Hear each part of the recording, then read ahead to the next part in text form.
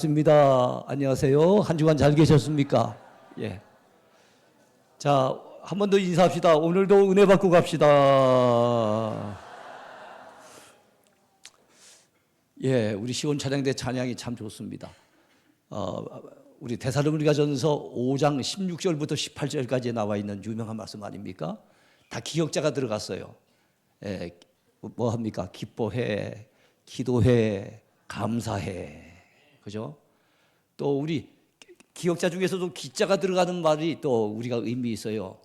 기다리며, 기대하며, 기도하며, 기다리며. 그때는 다 기자가 들어가는데 어제는 참 귀한 내용의 찬양 너무 감사합니다.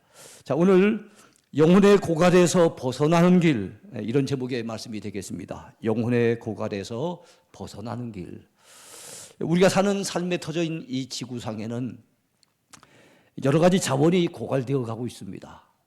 그래서 상당히 위험이 감지되고 있는 이런 상황이에요. 물이 부족해서 물 부족 국가들이 참 많이 늘어나고 있고 식순환에 많은 나라들이 허덕이고 있습니다. 특별히 아프리카 지역에 보면은 너무나도 안타까운 상황을 우리는 목도하게 됩니다. 이번에 미국과 이란 간의 전쟁 때문에 원유가 수송되는 그 루트가 막혀버렸어요. 호르무즈 해협이 막히는 바람에 전 세계 경제에 큰 지금 여파가 있습니다만 이 석유 자원도 점점 고갈되어 가고 있다 그래요. 그래서 대체 에너지를 개발하기 위해서 각 나라마다 굉장히 좀 힘을 쏟고 있습니다. 자, 우리가 살고 있는 이 삶의 터전인 지구상에만 고갈되어 가는 게 아니라 우리 자신의 삶 속에서도 고갈되어 가는 부분이 많이 있습니다. 우리 인생 역시 이 세상을 살아가면서 참 바쁘고 분주한 삶 속에서 점점 우리의 체력이 고갈되어 가는 것을 느낍니다. 나이가 들어가면 들어갈수록 점차적으로 우리 건강도 고갈되어 갑니다. 자, 이런 물질적이고 육체적인 것만 고갈되어 가는 것이 아니라 우리 인생에 있어서는 더욱더 심각한 것이 고갈되어 가는데 그것이 바로 영적인 부분입니다. 우리 속에, 우리 영혼 가운데 은혜가 고갈되어 가는 거예요. 예. 그래서 삶의 의욕이나 열정이 사라져 갑니다. 그리고 생활의 기쁨이 다 빠져나가고 삶의 의미마저 잃어버리게 될 때가 있습니다. 내가 왜 사는지도 모르고 아침에 일어나서 거의 떠밀리듯이 출근하는 경우가 많죠. 몇 날 며칠을 그렇게 보내기도 하고 수년 동안 참으로 이런 영적인 공황기에 시달리기도 합니다. 자, 그럴 때는 살아계신 하나님이 안 계신 것 같아요. 하나님이 나를 별로 사랑하시지 않는 것 같이 느껴집니다. 성경을 읽고 설교를 들어도 그 말씀이 내 속에 파고들지 않습니다. 튕겨나가는 것 같아요. 우리의 예배는 공허한 습관이 되고 기도할 의욕조차 사라질 때가 많습니다. 양심은 점점 무감각해져 가고 우리의 심령은 지독한 갈증에 시달리게 됩니다. 바로 이런 현상을 영적인 고갈 현상이다, 이렇게 볼 수가 있습니다. 때로는 성경을 읽다가 이런 부분이 있죠. 주의 말씀의 맛이 내게 어찌 그리 단지요, 내 입에 꿀보다 더 단이다. 이런 부분을 보면은 이 시인이 거짓말을 하나, 이런 생각이 들 때도 있을 거예요. 나는 별로 그렇게 단맛을 모르겠는데 하나님의 말씀이 이렇게 달단 말인가, 이 생각이 들 때가 있습니다. 왜 내가 전처럼 뜨거운 마음으로 하나님을 사랑하지 못할까? 왜 내가 기쁨으로 신앙생활을 할 수 없을까? 이런 고민에 빠져들 때가 있습니다. 우리만 그럴까요? 성경에 나와 있는 믿음의 인물들도 그런 상황에 빠질 때가 있었어요. 오늘 시편 32편에는 바로 다윗이 과거를 회상하면서 자기가 한때 이 영적인 기갈 상태에 빠져서, 영적인 공황 상태에 빠져서 큰 어려움을 겪었던 것을 회고하고 그 당시 많은 사람들에게 또 오늘 사는 우리들에게 교훈의 내용을 전해줍니다. 그래서 이것을 다윗의 마스길 그리게 하죠. 이 마스길이란 말은 교훈이란 말이에요. 다윗이 우리에게 교훈을 주기 위해서 자기의 경험담을 들려주는 거예요. 그렇다면 그는 어떻게 해서 이렇게 영적인 침체기를 겪게 됐을까요? 여러분이 잘 아시는 것처럼 우리아의 아내 밧세바를 취하고, 그래서 간음죄를 짓고 살인 교사죄를 짓고 하나님 앞에 엄청나게 범죄하는 바람에 그 죄 때문에 하나님과의 관계가 막혀버리고 단절돼 버리고 하나님께서 베푸시는 놀라운 은혜가 그의 심령 가운데 스며들지 못하니까 그야말로 영적인 이런 고갈 상태에 빠지게 되었다는 사실입니다. 오늘 두 가지를 살펴볼 텐데요. 이 본문 말씀을 통해 인간의 영적 상태의 고갈은 왜 오는지, 그 원인이 무엇인지, 그리고 그 결과가 어떠한지, 어떻게 하면 이 고갈 상태에서 벗어날 수 있겠는지 우리 한번 같이 살펴보려고 합니다. 첫 번째 제목입니다. 영적 고갈 상태의 원인과 결과입니다. 먼저 원인에 대해서 살펴볼까요? 하나님 앞에 지은 죄가 사람을 영적인 고갈 상태로 몰아넣는 주범입니다. 주된 원인이에요. 물론 이 죄 때문만이 아닌 죄 말고도 다른 원인도 있겠지만은 가장 주된 그 원인자는 바로 하나님 앞에 우리가 죄 지었을 때, 범죄하고 타락했을 때 이렇게 된다는 거예요. 그렇습니다. 우리아의 처 밧세바를 취하고 간음죄를 짓고 살인교사죄를 짓고 난 다음에 다윗의 심령 가운데 찾아온 것은 무엇이었습니까? 죄책감이었습니다. 파도처럼 밀려오는 죄책감. 그리고 두려움이 엄습해 옵니다. 하나님의 무서운 심판이 임할 것 같은 이 두려움이 엄습해 오는 거예요. 영혼의 기쁨은 다 사라져 버렸습니다. 영적인 충만함은 메말라 버렸습니다. 하나님께서 내게 부어주시던 그 영적인 공급로가 완전히 차단돼 버리니까 내 심령은 마치 여름 가뭄에 참 메말라졌을 때 그 논바닥이 쩍쩍 갈라지는 것처럼 그렇게 갈라진 그 자신의 심령을 그는 경험하게 됐다는 겁니다. 그렇습니다. 메마른 땅에 시원한 소낙비가 쏟아져서 정말 그 메마른 대지를 적시는 것처럼 하나님의 은혜의 생수가 우리 심령에 쏟아져야만 우리 심령이 살아날 수가 있는데 그 당시 다윗의 상태는 그렇지 못했다는 거예요. 그 고통이 얼마나 컸던지 다윗은 그때의 일을 이렇게 고백하고 있습니다. 여러분 3, 4절을 한번 봐주시기 바라요.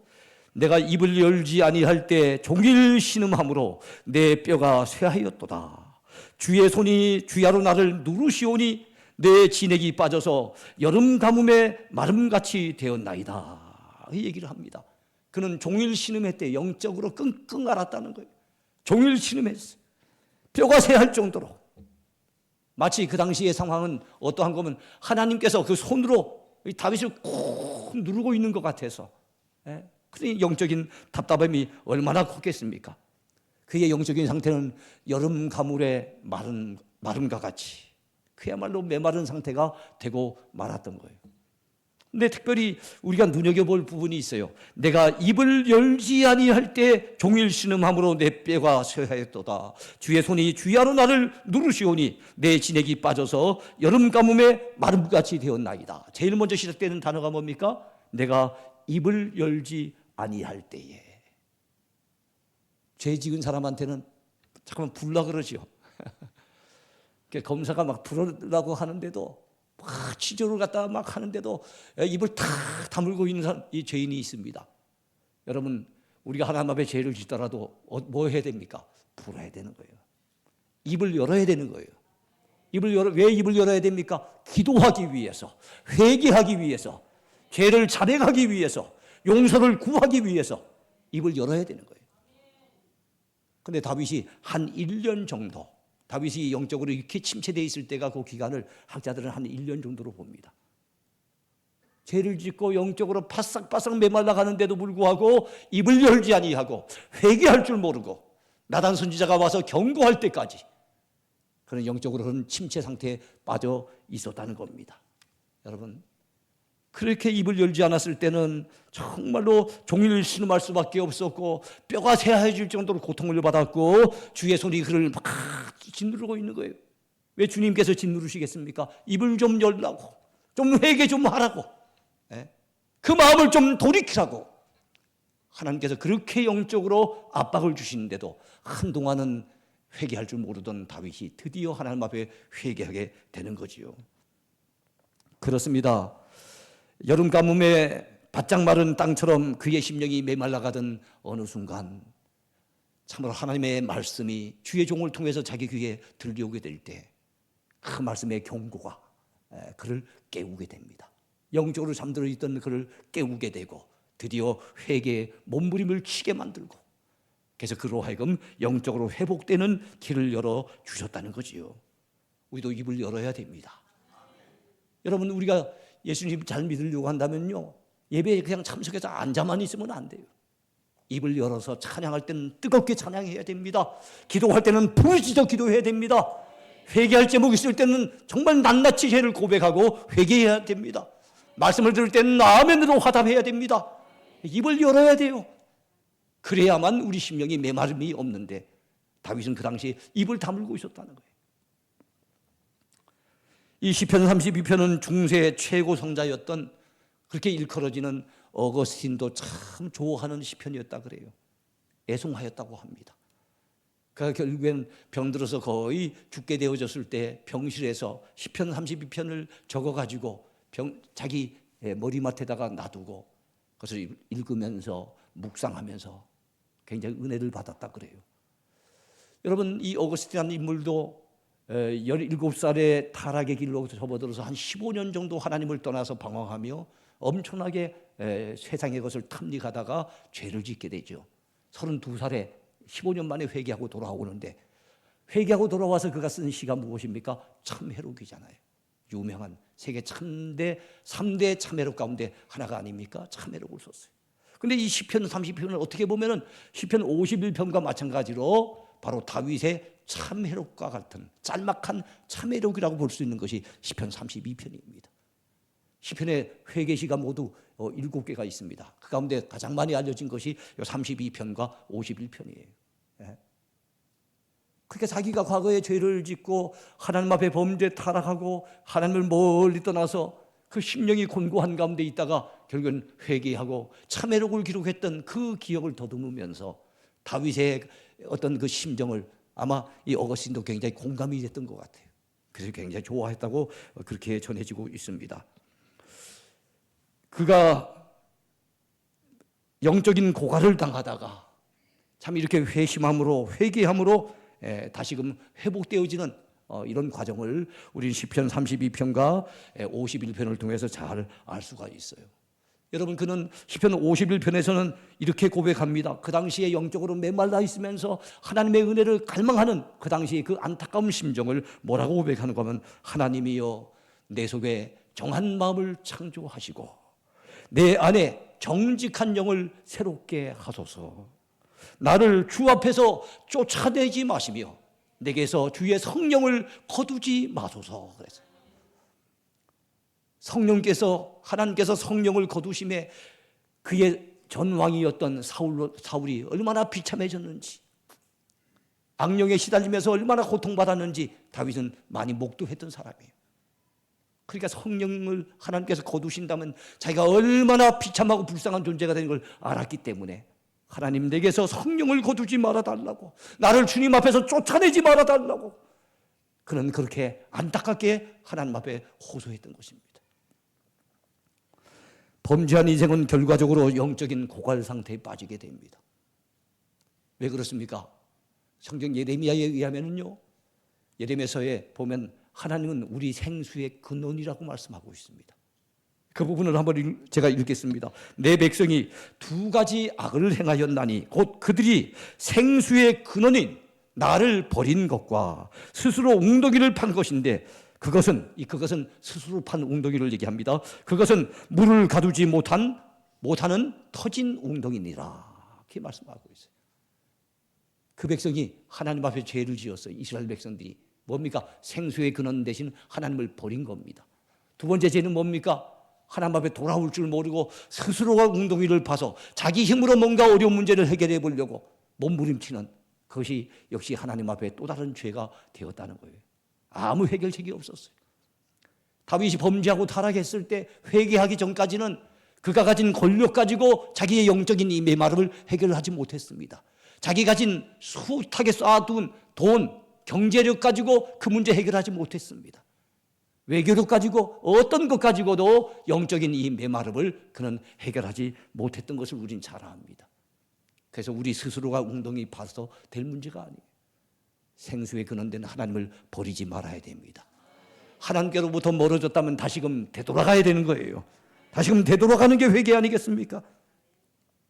하나님 예레미야 선지자를 통해서 말씀하십니다. 그런즉 내 하나님 여호와를 버린 것과 내 속에 나를 경외함이 없는 것이 악이요 고통인 줄 알라.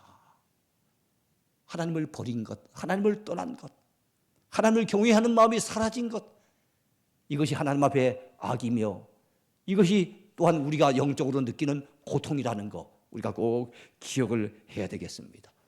그렇습니다. 우리 하나님은 생수의 근원 되시지요.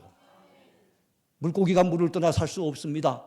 그러나 만약에 물을 떠나게 된다면 어떻게 될까요? 이 물고기는 목이 말라갖고 헐떡거리다가 죽게 됩니다. 우리는 포도나무 가지의 비유가 되고 있죠. 가지가 포도나무 둥치를 떠나면 안 됩니다. 그러나 떠나버리게 되면 어떻게 됩니까? 결국엔 떼약볕 아래서 결국엔 바싹바싹 말라서 결국엔 죽게 되는 거예요.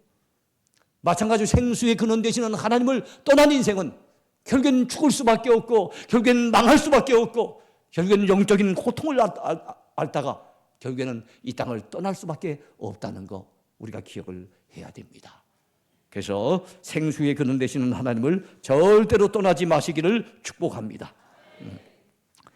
다윗에게 이 기간은 한 1년 정도 걸렸다 그래요. 한 1년 동안 엄청난 고통을 그는 받았습니다. 다윗 왕은 회개하기 전에는 그의 심령의 그 갈증을 해결할 어떤 방도도 찾지 못했습니다.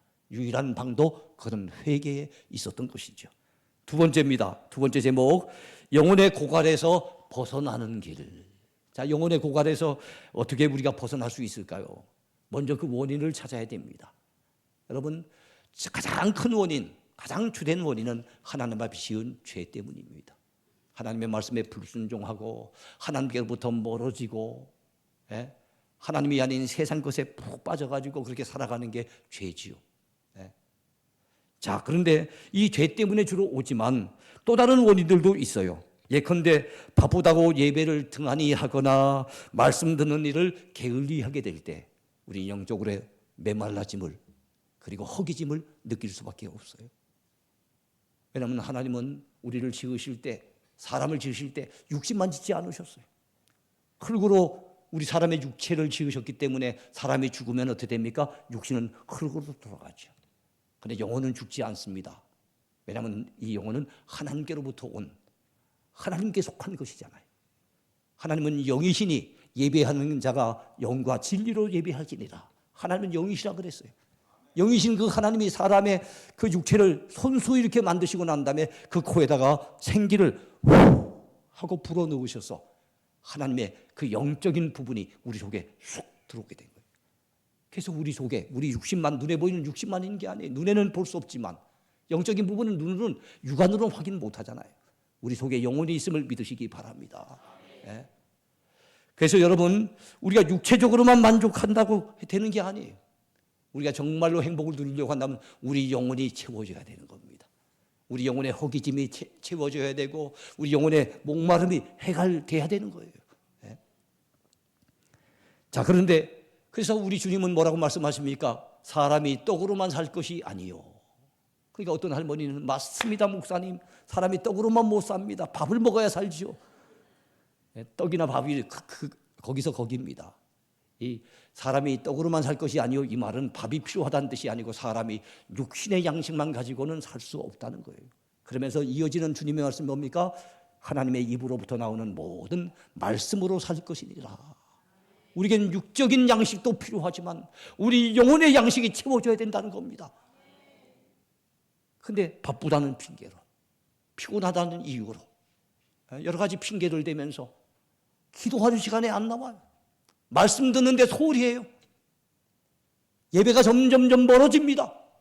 그러면 뚜렷하게 무슨 다윗처럼 이렇게 간음죄를 짓고 살인교사죄를 짓고 구체적인 죄를 짓지는 않지만 영적인 이 게으름, 이것 때문에 우리 영혼이 메말라진다는 거예요. 이 악하고 게으른 종아, 마태복음 25장에 보면요, 악한 것하고 게으른 것하고는 서로 일맥상통하다는 것을 우리는 느낄 수 있어요. 하나님 앞에 영적인 게으름을 피우는 것, 그것도 악이라는 것을 우리가 알아야 됩니다. 우린 근데 도둑질 안 했다고, 감옥에 안 갔다고, 사람 죽이지 않았다고, 간음하지 않았다고, 나는 죄가 없다고 착각하기 쉬운데, 영적인 게으름을 피우면서 하나님께로부터 점차적으로 멀어지는 것도 큰 죄라는 것을 우리가 잊지 말아야 됩니다. 어떤 경우에는 주변 사람들 때문에 마음의 상처를 받거나 마음이 너무 지쳐서, 그래서 사람과의 관계가 꼬여짐으로 그래서 하나님과의 관계도 문제가 생기고, 그래서 영적으로 때로는 고갈 상태에 빠질 때가 있습니다. 이런 경우를 시험이라고도 얘기를 해요. 문제는 사람에게 생겼어요. 사람 때문에 문제가 생겼어요. 때로는 실망을 하기도 하고, 때로는 상처를 받기도 하고, 여러 가지 이유 때문에, 사람 때문에 문제가 생깁니다. 가정 안에서 생길 수 있고 교회 안에서 생길 수 있어요. 이런 시험에 들면 가정 안에서 부부간에도 이렇게 쳐다보는데 어떨 때는 꼴도 보기 싫을 때가 있다 그래요. 교회 와도 누군가를 바라보면 그 고개를 쓱 돌리는 사람이 있어요. 영적으로 이 시험에 들인 상태입니다. 이런 가운데 영적인 은혜가 우리에게 공급될 수 있겠습니까? 어려워요. 그러니까 예수님께서는 제단에 와서 예물을 드리려 하다가 불화한 일이 생각이 나거든 빨리 가서 거기 가서 형제와 화해하고 그리고 와서 예물을 드리라고 마태복음 6장에서 그렇게 말씀하잖아요. 마태복음 5장에서 그렇게 말씀하잖아요. 그러니까 여러분 이렇게 사람과의 관계가 꼬여가지고 또 우리가 영적으로 하나님의 은혜를 공급받는데 때로는 방해를 받기도 한다는 거예요. 또한 많은 일들로 인해서 직장이 너무 바빠요. 한 사업을 갖다 참 잘하려고 하다 보니까 너무 바빠요. 그러니까 보니까 육신적으로 서서히 지치게 되다 보니까 육신만 지치는 것이 아니라 이것이 영적으로 같이 지치는 경우도 있어요. 이유는 여러 가지겠지만 분명한 것은 어쨌든 하나님의 은혜가 공급되지 아니하는 영적인 이 탈진 현상, 영적인 고갈 상태를 그대로 방치해서는 안 된다는 겁니다. 회복이 돼야 되는 겁니다. 다시 회복이 돼야 돼요. 다시 하나님과 우리 사이에 막힌 담이 있다면 뚫려줘야 됩니다. 그래서 하나님의 은혜가 제때 우리에게 공급이 돼야 될 줄로 분명히 믿습니다. 그래서 오늘 본문 5, 6절 말씀에서 다윗은 뭐라고 얘기를 합니까? 내가 이르기를 내 허물을 여호와께 자복하리라 하고 주께 내 죄를 아뢰고 내 죄악을 숨기지 아니하였더니 곧 주께서 내 죄악을 사하셨나이다 그랬어요. 다윗은 정말로 하나님 앞에 입을 열지 아니하고 할 때 그 고통에 시달리면서 오랜 세월 참 힘들은 가운데 있었는데 나단 선지자의 메시지를 전해 듣고 그가 정말로 하나님 앞에 회개할 것을 다짐하고 나가서 뭐 합니까? 자기 허물을 하나님께 자복했대요. 자기 죄를 아랬대요. 자기의 죄악을 숨기지 않았답니다. 사람 앞에는 내 있는 죄를 다 시시콜콜 다 얘기하기가 부끄러워요. 근데 우리 하나님 앞에 부끄러울 것이 뭐가 있습니까? 하나님 우리의 아버지신데 우리 연약함을 아시는 하나님 아버지 앞에 부끄럽지만 나가가지고 어떡합니까? 여러분 있는 대로 다 고백해야 될 줄로 믿습니다. 있는 대로 다 우리의 죄를 아뢰면은 우리 하나님이 우리 죄를 사해 주실 줄로 믿으시기 바랍니다. 거기 보니까 곧 주께서 내 죄악을 사하셨나이다. 다 아뢰고 고백했더니 곧 하나님께서 내 죄를 사해 주셨다고 말씀하고 있습니다. 그러면서 이로 말미암아 모든 경건한 자는 주를 만날 기회를 얻어서 주께 기도할지라 그랬습니다. 사랑하는 여러분이요, 여러분이 영적으로 답답하고 힘들고 컬컬하고 영적으로 탈진 상태에 있거든. 그래서 하나님의 그 은혜의 생수를 다시 한번 맛보고 싶고 회복되기를 원하시거든. 기회를 타서 주께 기도하시기 바라요.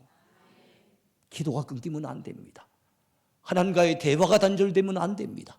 하나님께서 주시는 은혜의 통로가 막히면 안 됩니다. 여러분이요, 주 앞에 회개할 바를 회개하고 기도할 바를 기도할 때 우리 하나님은 다 용서해 주실 줄로 믿습니다. 그렇다면 우리가 어떻게 회개할 수가 있겠습니까? 먼저 우리 자신의 죄에 대해서 알아야 됩니다. 알아야 돼요. 그래서 회개도 지적인 요소가 있고 감정적인 요소가 있고 의지적인 요소가 있어요. 지적인 요소는 내 죄를 내가 파악하고 깨달아야 되는 거예요.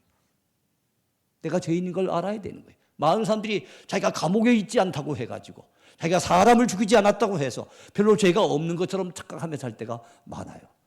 하나님께로부터 내 마음이 멀어진 것이 가장 근본적인 죄입니다. 하나님을 제껴내고 내 갈 길로 내가 마음대로 달려간다면 그게 바로 죄입니다. 기차로 친다면은 내일 위로 기차가 달려야 되잖아요. 내일에서 벗어나는 탈선하는 게 이게 하말티아라고 해갖고 바로 죄입니다. 관역이 있으면 그 관역을 갖다가 맞춰야 되는데 관역에서 빗나가 버리면 하나님께서 명하신 그 삶의 목표가 있고 삶의 기준이 있는데 거기서 빗나가 버리면 이게 죄입니다. 그래서 여러분, 우리가 하나님 뜻대로 살지 못하고 하나님께로부터 우리 마음이 멀어졌다면 우리가 다 하나님 앞에 회개할 죄인 것을 깨닫고 우리 죄를 먼저 알아야 하겠습니다. 그 다음에 감정적인 요소가 있습니다. 하나님 앞에 자기의 죄를 깨달았다면 하나님 앞에 회개해야 되겠죠. 근데 정말로 자기 지은 죄가 머릿속에 그냥 알고 무슨 공부하듯이 지식적으로만 알고 끝나면 안 됩니다. 내 죄 때문에 내가 괴로워할 줄 알아야 되고, 내 죄 때문에 내가 가슴 칠 줄 알아야 되고, 내 죄 때문에 내가 정말로 눈물 콧물 쏟으면서 하나님 앞에 용서를 구할 줄 알아야 되는 거예요. 정말 내가 하나님 앞에 엄청난 죄를 지은 인생인 것을 안다면 그런 회개 몸부림이 우리에게 필요하다는 것이죠. 그런데 그렇게 회개하고 난 다음에도 돌아서면 또다시 동일한 죄를 짓고 또 얼마 지나고 난 다음에 동일한 죄를 또 반복한다고 한다면 그건 의지적인 측면에서 온전한 회개가 되지 못한 거예요.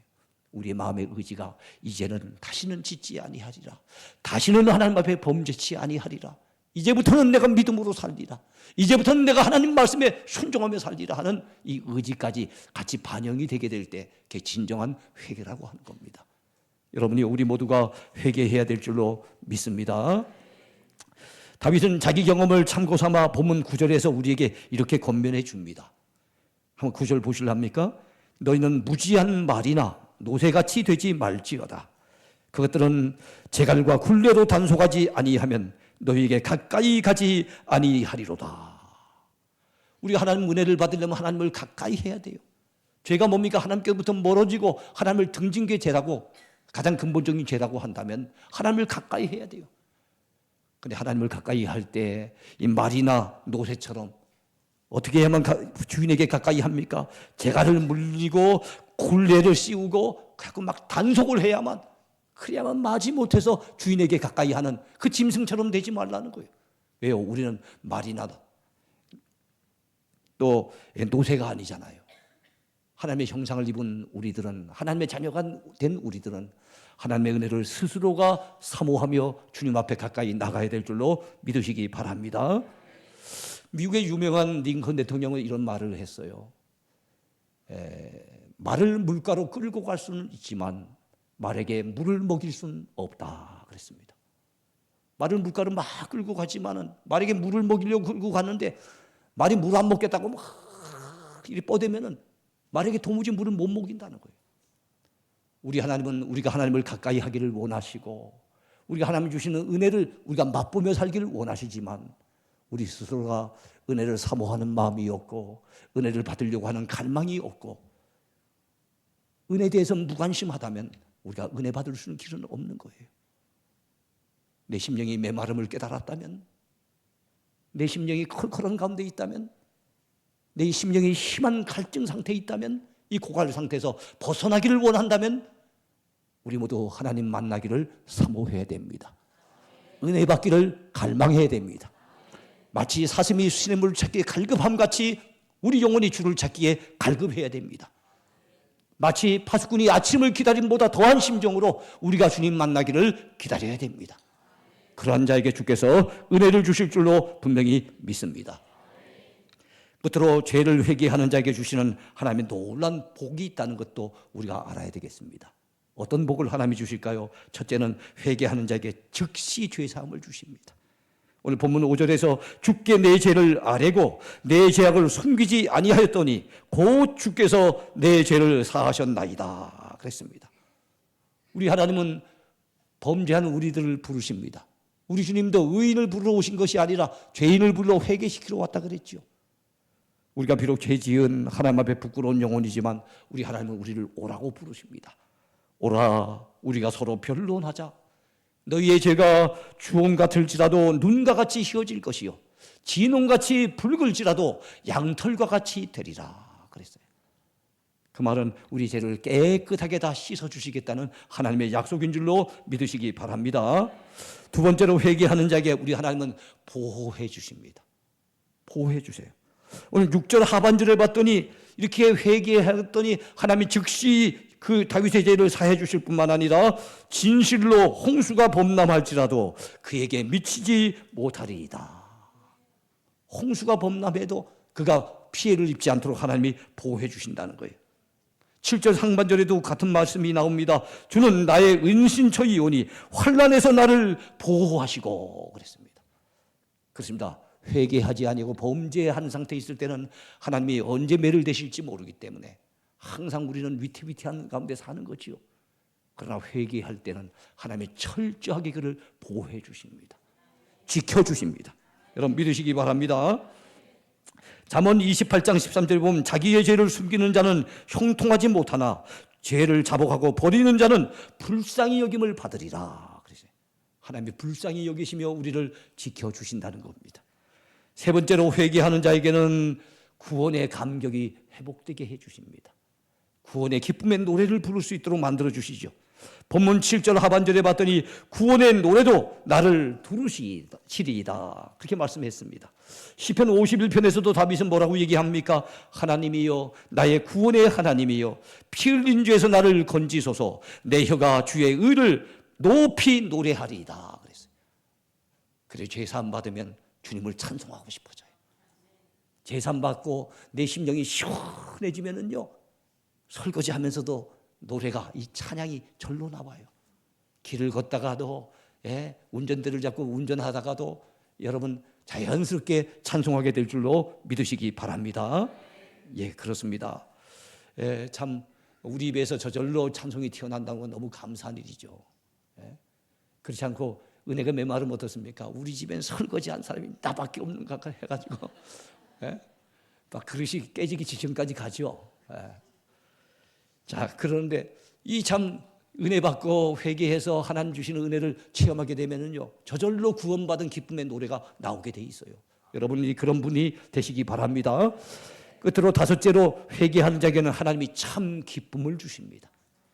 오늘 11절 여러분 참 이거는 회개의 시 아니겠습니까? 자기 죄 때문에 괴로워하는 그런 내용이 담겨진 시가 아니겠습니까? 그런데 이 시편 32편의 맨 끝을 보세요.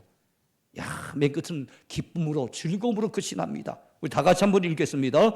주께서 나의 슬픔이 변하여 이건 아닙니다. 11절 다시 너희 의인들아 시작 너희 의인들아 여호와를 기뻐하며 즐거워할지어다 마음이 정직한 너희들아 다 즐거이 외칠지어다.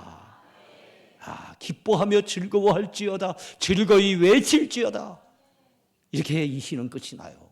그렇습니다. 회개하면 기쁨이 회개하면 사는 즐거움이 우리 속에서 샘물같이 터져 나오게 돼 있습니다. 그러면 여러분 회개한다는 거 하나님과의 관계가 회복이 된다는 거 얼마나 귀한 일인지 몰라요. 요즘 여러분 싱크홀이라고 하는 현상 때문에 사건 사고가 곳곳에 터지는 경우를 보지 않습니까? 싱크홀 현상 함몰 웅덩이 현상이라고도 얘기를 합니다. 땅 속에서 지층들이 서로 어긋나면서 아주 깊게 균열이 된답니다. 그러면은 그 땅 밑에 그 유지하고 있었던 지하수가 그 균열된 곳으로 갔다가 지하수가 싹 빠져나가면은 그 지하수가 있었던 그 자리가 텅 비어 있게 된다는 거예요. 그럴 때 위에서 계속 차가 다닌다든지 뭔가 있어서 압력을 가하게 되면 이게 푹 꺼져 버린다는 거예요.